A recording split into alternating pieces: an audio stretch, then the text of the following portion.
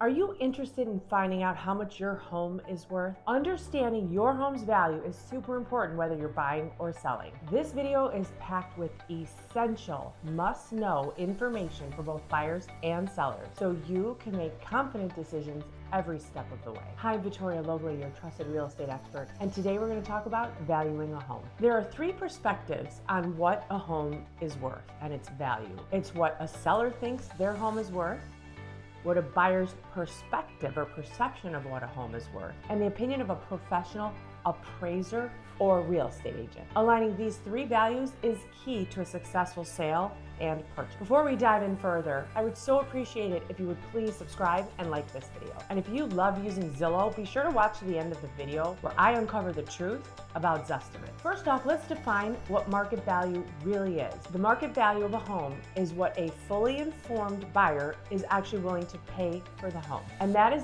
influenced by comparable sales prices of homes within that area. Comparables, or what we realtors call comps, are similar homes with similar features that have recently sold within that neighborhood. These comps are used to help set list prices of homes and help buyers make fair offers for purchases. They also help homeowners assess their own property's value. First, we're going to discuss the criteria for actually pulling these comps. The timeline is typically looking at properties that have sold in the past 1 year, also including active and pendings.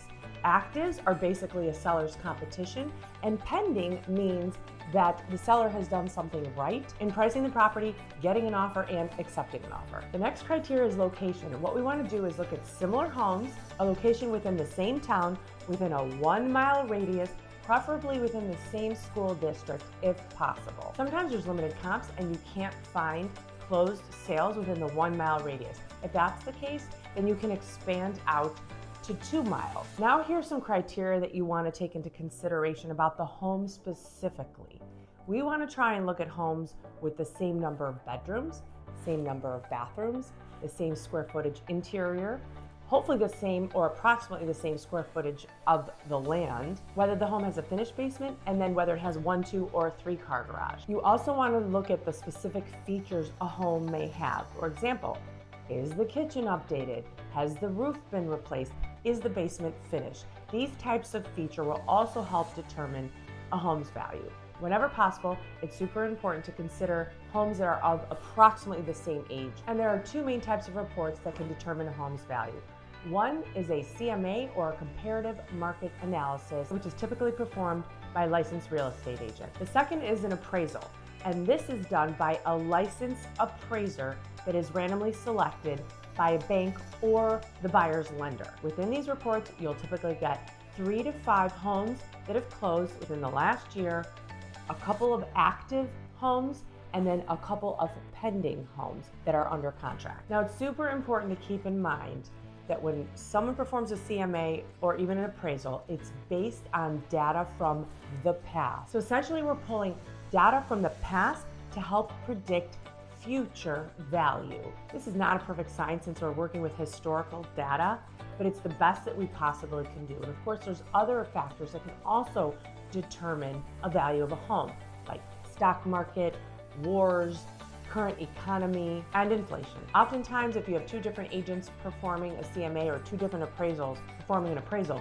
you might get a couple different values. And that's because it all depends on the data and the types of homes that each individual is selecting to determine the value of the property at hand. Obviously, there's a lot of subjectivity that goes into this as well. An appraiser or agent can view various features of a home differently and assign more or less value to these specific features. These individuals may also have more or less experience, which can affect the outcome of the appraisal and CMA.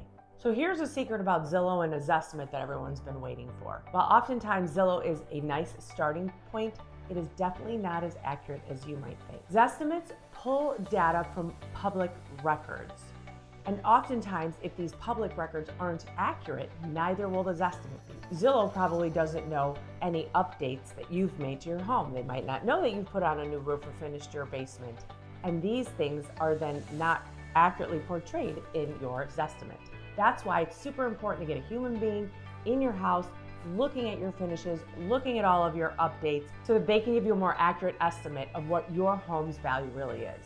Here's a few things to consider that can affect your home's value. The first is location. Location is a permanent factor that can significantly impact your home's value. For example, proximity to urban areas, parks, train station, public transportation can truly enhance the value of a property, while being on a busy street or too close to a highway can actually negatively impact a property's value. For example, 50% of buyers say sidewalks and walkability is super important and they're willing to pay more for that. There are also several outside influences that can affect and impact a home's value. Shifts in job markets can make the demand go up or down, and super high property taxes and assessments can also negatively impact a home's value.